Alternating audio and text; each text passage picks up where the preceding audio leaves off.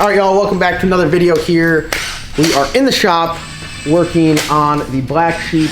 We got Zach, aka Big Head, all the way in from Texas.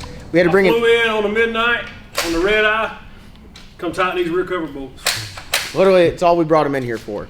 We're trying to get the Black Sheep ready for No Prep King. So we have a set of stiff wall Mickey Thompson slicks. We're going to put them on our 14-inch wide rims that we generally run drag radials, and we're going to try this whole slick no prep thing in the Black Sheep. Something I said I'd never do, and here we are trying it out. And I guess the reason why is I was going to run the Colorado and a lot of this stuff, and the Colorado's not done, so I'm like, well, let's just take the radial car and put it on slicks and see how it does. So is this car built for this? No, we're trying to make a couple adjustments to get it there, and I'm excited to see. We're going to test on Wednesday, and we're going to see how it goes, but I'm very excited about it. What we're doing today is we are putting the engine back together. If you guys remember, we had a lifter failure that was caused by some valve float, some valve spring issues. We got a fresh set of valve springs. We got Johnson's new 904 lifter, so big shout out to Randy over at Johnson, always taking care of us.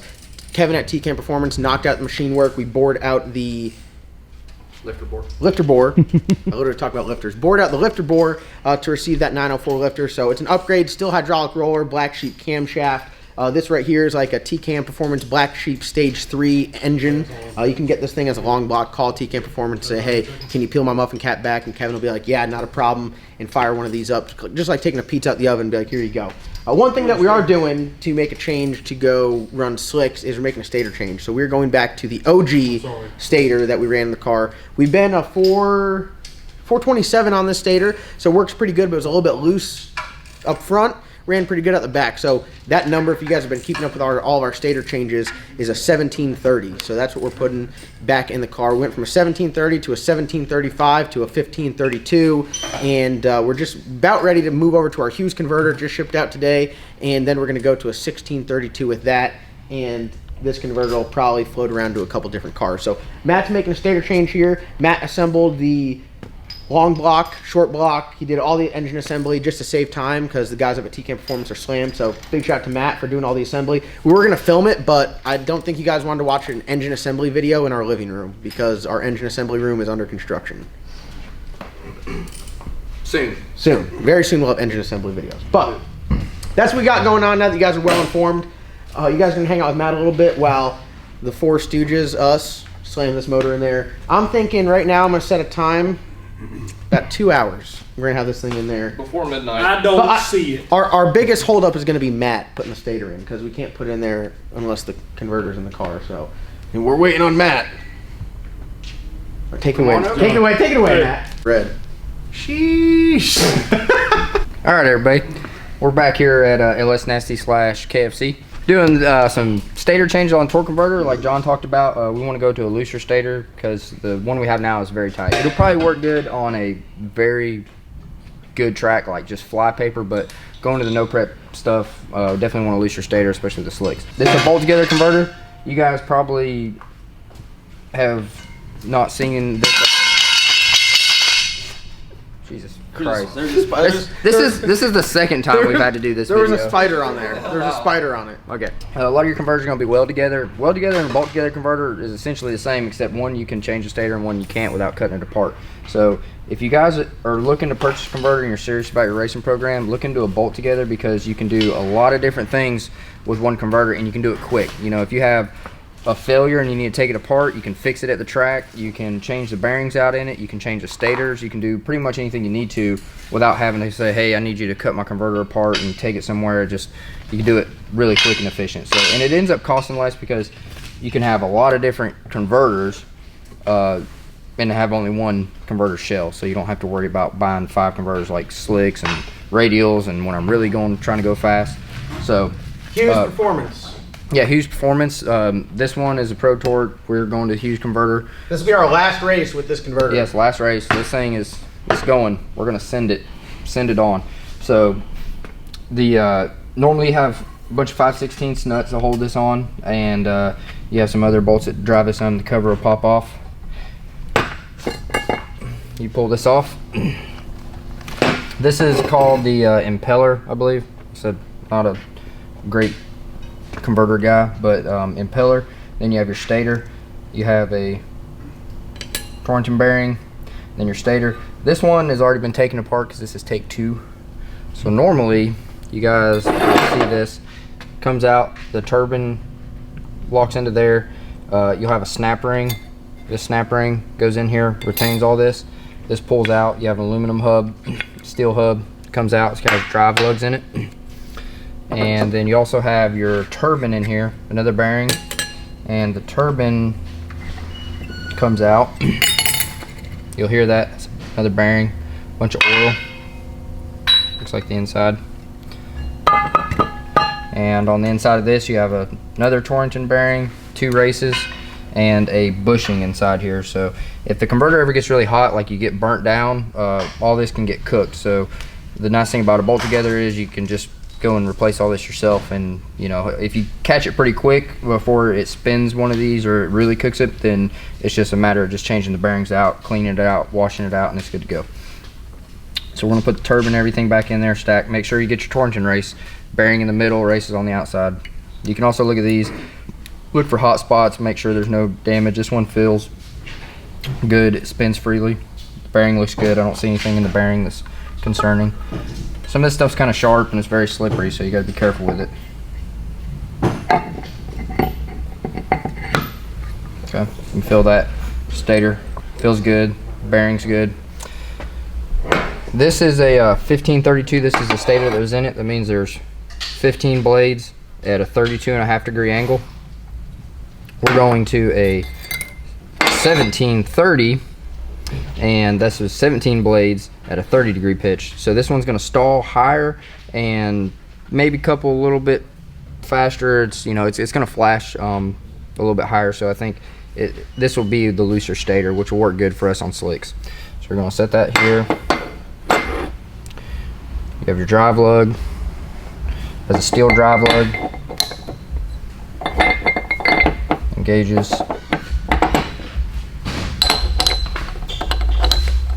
Aluminum hub. Locks in. See where the... I usually set this on the other one to keep it. You know, these are kind of a little bit of a pain. It's very sharp. It's very slippery. So when you're doing it, just be careful. Don't do it when you're doing it at the track and in between rounds. That's whenever it gets really hectic, because this thing's like 5,000 degrees and everybody's rushing you because they're like, we got to put the transmission back in, and you're over here fighting with it. So let's lock that in there.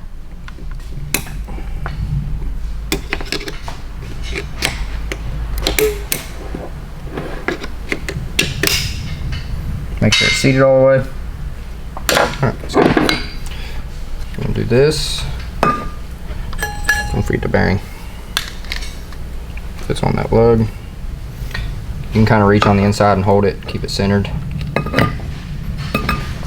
Feels good. Kind of try to halfway center it. This one goes on the top. Fits in this groove inside the turbine. Has an O-ring that goes around the outside. You want to make sure that you don't have any kind of material, like maybe some parts off the studs that get on this O-ring. You can reuse the O-ring and kind of feel it if it feels like it's getting hard. Whenever you cook these things really hot, the O-ring will get damaged. So if you get burnt down, you probably need to change the O-ring. Take this hub. This thing has dowels in it. They're offset. So you're going to go to your dowel hole.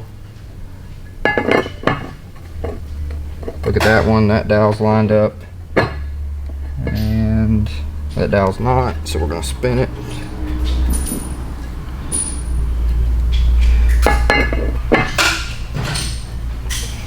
Both dowel holes lined up, offset. It's a very tight fit. Sometimes the hub gets a little stuck on there, so you can take a rubber mallet and start knocking it down on there. Put the bolts on there, torque them. I think they're like 25 foot-pounds. So just good crank on the 3/8 ratchet, and you have changed the stator, and it's ready to go. All right, it has been about 10 minutes. Stop the clock, and here we are. Now, what 2 hours, maybe? 4.5. No. No, it's 2. No, it is not 4.5 hours. Don't 4.5 let dog years. Don't let this guy lie to you. It's 4.5. Texas time. He's got a limp now. You see how he's walking? Just getting down to the last little bit, throwing the charge pipe on there. We have the external oil pump, external fuel pump stuff.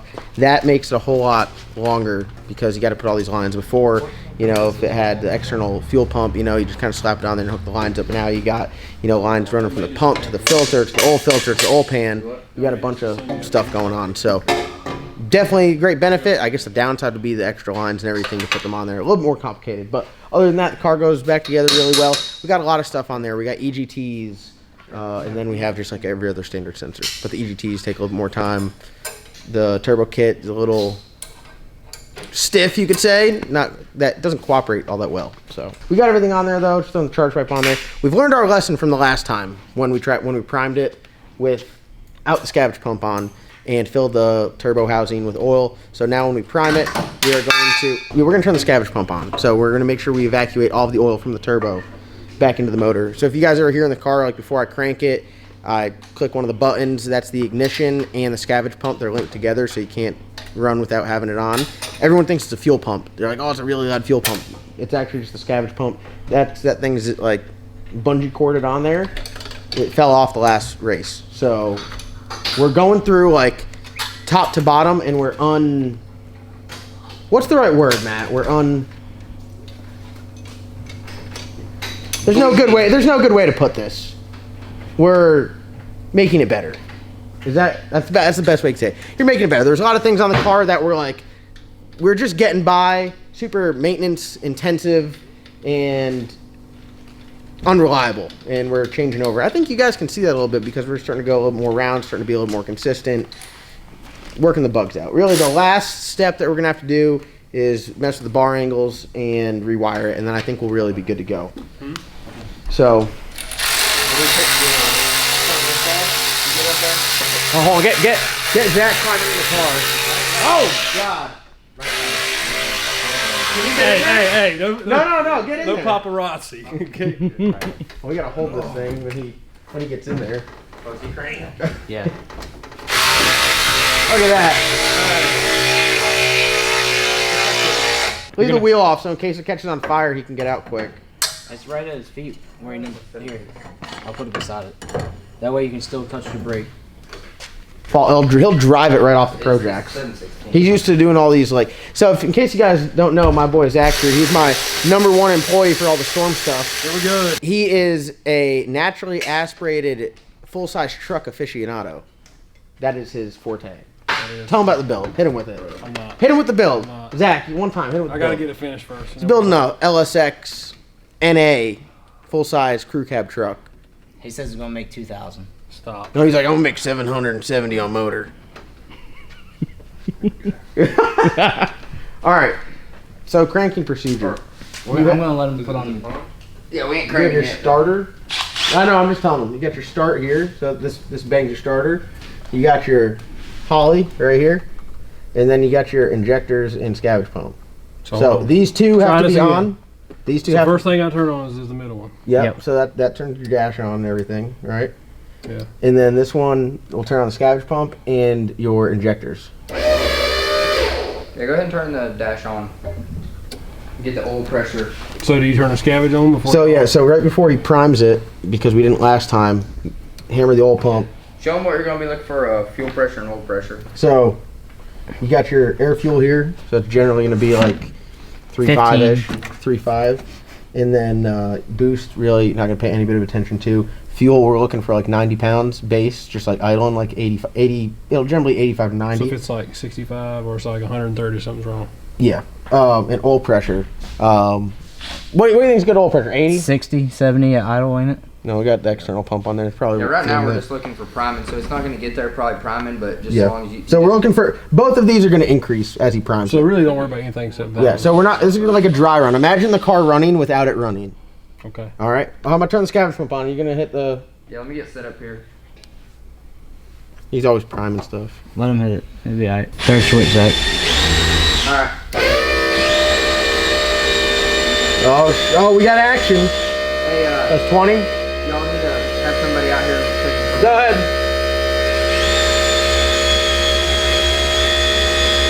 What are you at, Zach? 50 pounds of oil, 10 pounds of fuel. So you crank this in neutral or you put it in park? You can do either.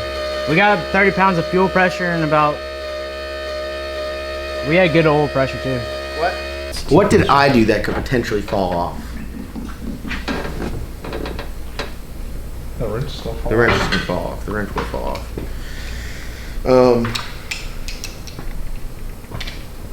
Alright, I'm gonna put this on. Everything looks. I mean, everything looks good. I don't see any fuel leaks. Nothing like that. And the belt was not that tight last time. You sure? You want to bump it over? No. Don't put your hand under it, but you know what I mean?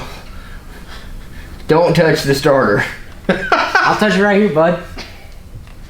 Here, let Daddy get in there. Matt, use your strong hand. There, you get pull it that angle. How about we let Zach just hammer the starter and see what it makes? Yeah. Okay. Now, Hey, you don't leave the Holley and the ignition off. All right, the Holley and the injectors off, and just hammer the starter so make sure the belt alignment's good. Because right now it does not look good. So everything Looks like it red needs to go except back. for the turn starter on. All I want you to do is, I mean, you want me? No, you do He's it. got it. You do Push it. button. Hold the starter until I I might need say. to slide the pulley back on the. That's what it looks like here. All right, go ahead and just hold down the starter.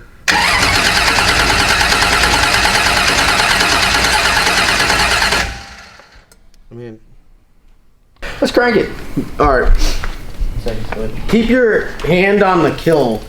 Like, you shut those two off to shut the car off, all right? You show. Which I got it. Shut the Holley and the injectors off Okay, so these two. to shut the car off. Okay. Okay. So just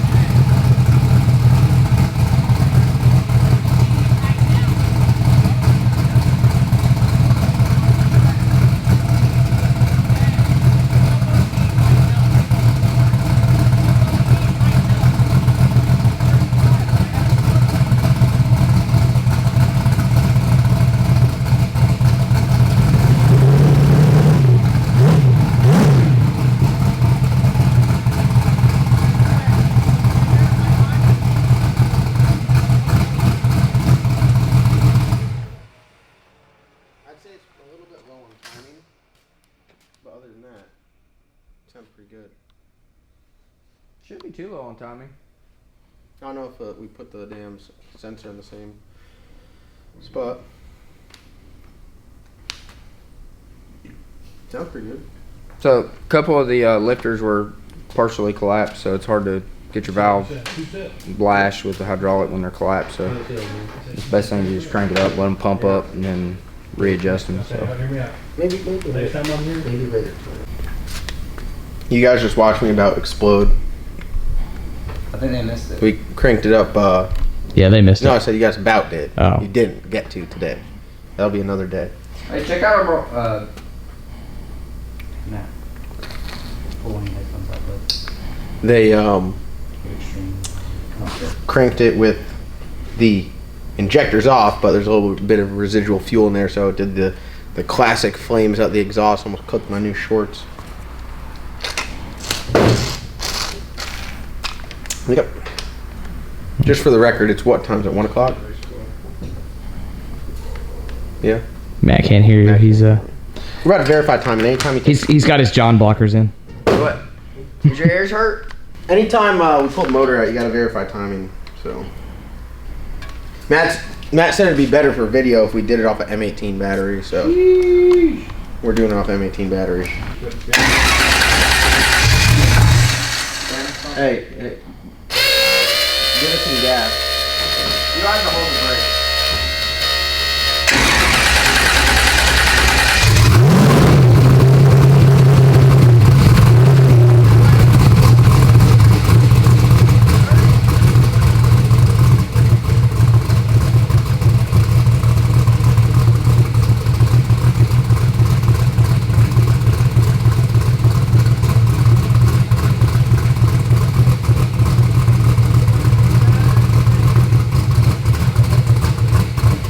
Current situation.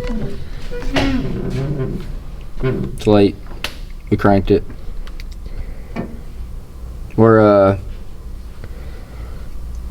tired.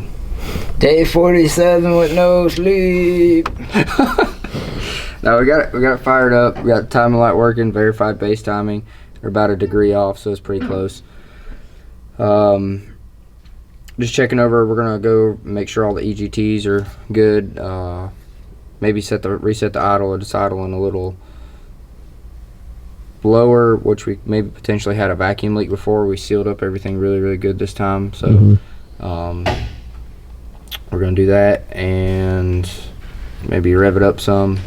Probably won't do nothing crazy tonight and just wait till tomorrow. Yeah, we'll have a little bit of time in the morning to kill. We'll Yep. check the valve train and everything in the morning. Yep, Nope, so we need to check go through after the lifter's been pumped up. We'll Everything sounds good in top end. I think a little bit of noise earlier, but after standing out there, it's not too bad. Yeah, no, I don't think so at all. So Plus, different lifter. yeah, So- different lifter, different valve spring, all that. So that could have an effect on the idle, I guess. It's not really that low. I mean, whenever he let off of it after I unsynced the timing to where it's fixed, it was like 1250. So. And it was pretty fat too, so we might need to clear it out a little bit. Yeah, well, that's why I rev it. Everyone gives me shit because I rev it so much, but like, It was already down to 2.9 within a few seconds. why not rev it? Like, why not? Why not? I mean, you're in a race car. Why not? What are you worried about putting miles on it? Yeah. So You're gonna hold this while I rev the shit out of it for the people.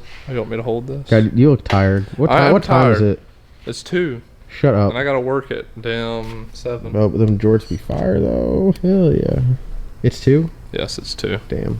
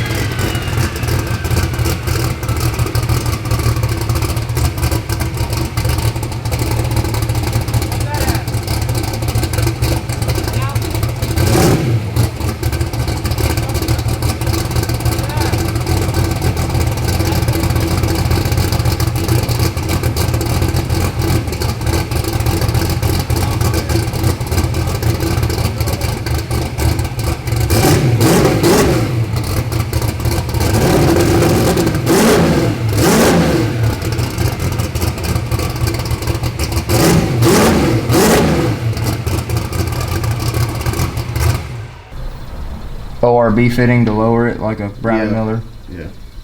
So it's all right. We can adjust that. What you think? I mean, it sounds good. I think it needs a little bit more throttle blade at idle. Yeah, no, Just a touch. And then it'd be great. Other than that, This cam was also 2 degrees less. What do you think that has to do with anything? could change the idle a little bit. It's not 2 degrees, just a little bit off. Well, compared. it's like at 1.2 degrees. Yep. Not 2 degrees. So I think. I think. the rods are still in it. That's always a plus. Now hear me out. I think we wear the masks this time, but next time we do them right.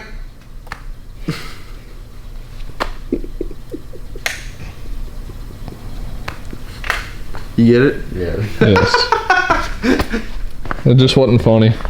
Oh my god. Well, boys, we went from a engine that was apart 2 hours ago to a running car. Hell It was yeah. actually only like 10 minutes. I mean, Yeah, around here it's funny because like I'm like, man, we put this motor together. He's like, hell yeah. And then at one point there were, I think there were like 6 people putting the motor together, and you'd think it would happen 6 times faster, And I was like, oh. but it actually takes six times as long. So that's why engine assembly room coming very shortly. But a bunch of people helped out putting this thing together, so we got. We're gonna lock John out of the. I see a bolt missing in the mid plate from here. Yeah, right here. Yeah. Yeah, I saw that when we were checking the timing. Oh, that's the other bolt that was in the bag. It's titanium. It's like when a surgeon's like doing a hip replacement. He's like, "What is? Wait, there was that extra bolt on the table." the hip just falls off. Person's like, "Yeah, That's definitely not. it just gets stuck at one point." Yeah, Phil. okay, they're just like, That is literally Phil. All right, well that's gonna wrap it up. Big shout out to T-Cam Performance for getting everything done. Johnson Lifters, T&D Machine Products. They make the rocker arms. Schaefer's Oil, Forced Inductions, Holley EFI, Manton Push Rods, Motion Race Works, Dieter's Custom Finishing, like Wilson Manifolds, QA1. QA1, Holley. Holley again, MSD. Like, yeah, this was a thrash. He get to buy this round. John Doc got to buy this round.